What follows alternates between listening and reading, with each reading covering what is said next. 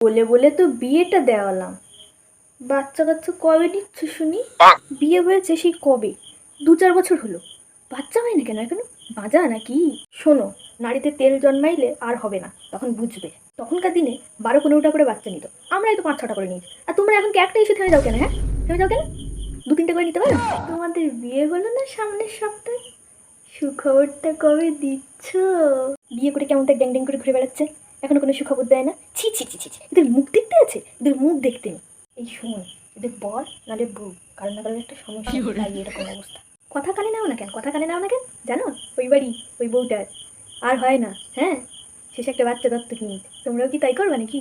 বলছি কাকিমা, জেঠিমা, মাসিমা, ঠাকুমা, আপনারা কি বাড়ির খেয়ে পাড়ার মোষ তাড়িয়ে বেড়ান?